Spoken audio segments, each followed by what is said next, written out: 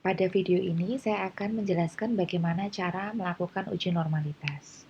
Uji normalitas ini bertujuan untuk melihat apakah data pada variabel-variabel yang akan kita teliti tadi terdistribusi normal atau tidak, karena hal ini menentukan jenis statistika yang akan digunakan.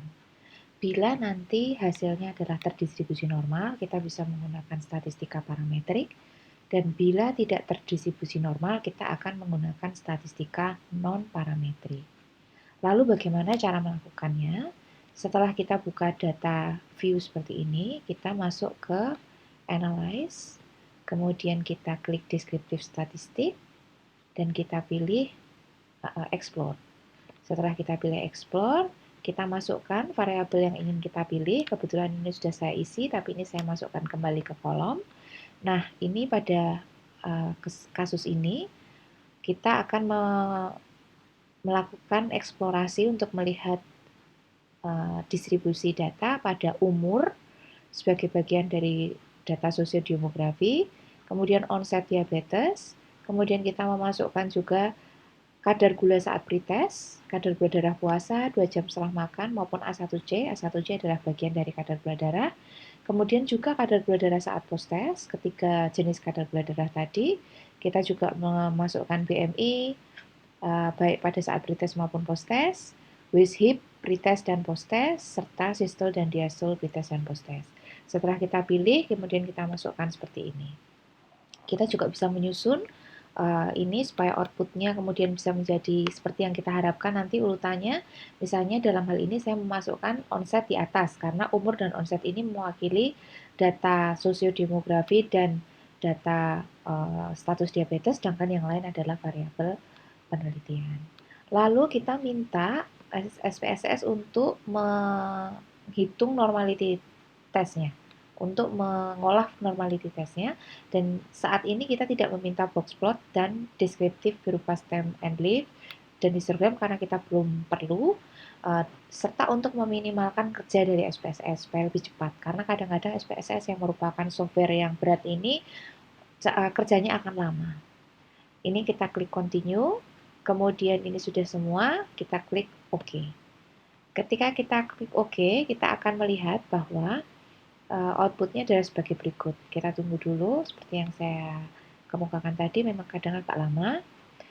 Ini kita melihat untuk keseluruhan dari populasi, maksud saya sampel, yaitu 42 orang, semuanya datanya lengkap untuk semua variabel, dan kemudian kita melihat normality pada box yang di sini. Ada tulisan test of normality. Ini test of normality. Ini di sini ada kolom Kolmogorov-Smirnov yang sebelah kiri, dan ini ada kolom Shapiro-Wilk. Data kita subjeknya hanya 42. Berdasarkan literatur bahwa bila subjeknya itu kurang dari 50, kita fokus ke Shapiro-Wilk, sedangkan bila di atas 50, kita fokus ke Kolmogorov-Smirnov. Karena 42 lebih kecil dari 50, kita lihat normality dari Shapiro-Wilk. Data dikatakan terdistribusi normal bila dia lebih dari 0,05, artinya tidak ada perbedaan dari distribusi normal. Singkatnya, kalau di atas 0,05 terdistribusi normal. Dari sini kita lihat bahwa untuk seluruh populasi, baik kelompok kontrol maupun kelompok perlakuan, yang terdistribusi normal adalah umur, onset, kemudian BMI, waist hip, kemudian BMI dan WISHIP saat pretest maupun saat post-test. Itu saja. Nah, lebih lanjut, karena kita ingin membedakan antara kelompok kontrol dan kelompok perlakuan pada saat pretest juga pada saat post-test, kita ingin melihat apakah data pada masing-masing kelompok ini terdistribusi normal atau tidak. Jadi kita ingin melakukan hal yang sama, tapi dipisahkan antara kelompok kontrol dan kelompok perlakuan. Nah, bagaimana caranya? Salah satu cara yang bisa kita lakukan adalah kita menggunakan split file. Caranya adalah kita klik data, kemudian kita split file, dan kemudian kita minta SPSS untuk mengerjakan semua perintah kita pada berdasarkan kelompok perlakuan yang berbeda. Artinya kelompok kontrol dihitung sendiri, kelompok perlakuan dihitung sendiri secara terpisah. Karena itu yang kita inginkan. Jadi ini kemudian kita pencet OK. dan kita pastikan di sini sudah ada tulisan bahwa sudah tersplit. Nah, setelah ini kemudian kita minta SPSS melakukan hal yang sama dengan tadi, dengan cara deskriptif statistik, explore, kemudian ini tetap karena ini sudah tersimpan, plotnya juga sudah tersimpan, ini sudah sama dengan yang tadi, kita tinggal mengklik OK. Dan di sini kita akan mendapatkan output yang persis sama, hanya terpisah, kelompok kontrol akan terhitung sendiri, kelompok perlakuan akan terhitung sendiri. Kita tunggu beberapa saat, ini sudah keluar. Ini untuk kelompok kontrol terdapat 22 subjek dan semuanya juga tidak ada missing value, jadi semuanya lengkap, semuanya memiliki data ke 22 orang tersebut. Kita kembali melihat test of normality, apakah ada perbedaan dengan yang tadi untuk ke seluruh subjek. Nah, kita lihat ternyata umur sama, juga terdistribusi normal karena di atas 0,05, onset juga terdistribusi normal. Ini identik dengan tadi keseluruhan kelompok. Kemudian yang BMI, pretest dan posttest juga sama, tapi kita lihat untuk posttest kadar gula darah setelah makan dan posttest A1C serta posttest sistol itu ternyata berbeda dengan yang pada seluruh kelompok tadi ini normal.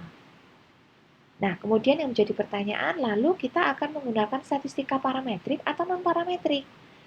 Pertanyaan ini perlu kita jawab dengan melihat kelompok yang satunya yang akan kita bandingkan, yaitu kelompok perlakuan. Ini kelompok kontrol, kita sekarang melihat kelompok perlakuan. Kita lihat pada kelompok perlakuan,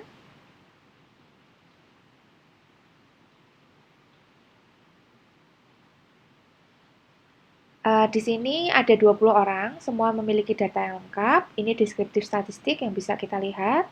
Kita tabulasi supaya mudah. Nah, ini kita lihat untuk normalitinya, ini untuk umur dan onset, ini terdistribusi normal, konsisten dengan tadi di total subjek dan pada kelompok kontrol. Kemudian ini yang 2 jam setelah puasa untuk pretest dia terdistribusi normal, yang posttest malah justru tidak terdistribusi normal. Untuk BMI dan WAISHIP konsisten dia terdistribusi normal sama dengan pada kelompok kontrol maupun populasi yang maksud saya subjek yang 42 tadi, dan juga ini.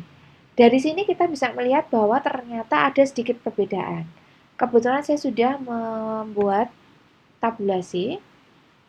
Dari sini kita lihat bahwa ini harusnya kuning ya, bahwa ternyata yang konsisten untuk kelompok kontrol dan perlakuan ini dua-duanya terdistribusi normal hanya umur, onset, kemudian BMI, baik pretest maupun posttest, WAISHIP pretest maupun posttest, sedangkan yang lain tidak ada yang konsisten, semuanya terdistribusi normal. Oke, ini harus saya highlight juga. Nah, kita lihat bahwa hanya ini, umur, onset, BMI pretest posttest, WAISHIP pretest posttest. Ini ada angka 00, ini artinya 0,000. Nah, ini berarti masuk yang tidak terdistribusi normal. Saya memberi highlight kuning pada yang terdistribusi normal. Nah, dari sini kita kembali ke SPSS, kita bisa mengambil kesimpulan bahwa ketika kita ingin melakukan uji beda, maka uji beda yang dilakukan untuk variabel, kita kembali ke sini, variabel umur, onset, BMI, baik pretest maupun posttest, WAISHIP pretest maupun posttest itu menggunakan jenis statistika parametrik, atau dalam hal ini kita ingin melakukan uji beda, kita melakukan uji beda parametrik. Sedangkan untuk variabel yang lain yang tidak di-highlight kuning ini kita menggunakan non-parametrik. Pada video selanjutnya saya akan membedakan video untuk analisis uji beda yang parametrik maupun yang non-parametrik untuk mempermudah. Jadi dalam video ini kesimpulannya adalah kita telah mempelajari bagaimana cara melakukan uji beda, melakukan uji normalitas, mengapa kita melakukan uji normalitas, dan kemudian bagaimana langkah selanjutnya setelah uji normalitas itu dilakukan. Saya harap bisa dipahami. Apabila ada yang masih kurang jelas, monggo silahkan tinggalkan komentar di kolom di Google Classroom. insya Allah akan saya tanggapi satu persatu. Baik, terima kasih atas perhatiannya. Kita ketemu di video selanjutnya.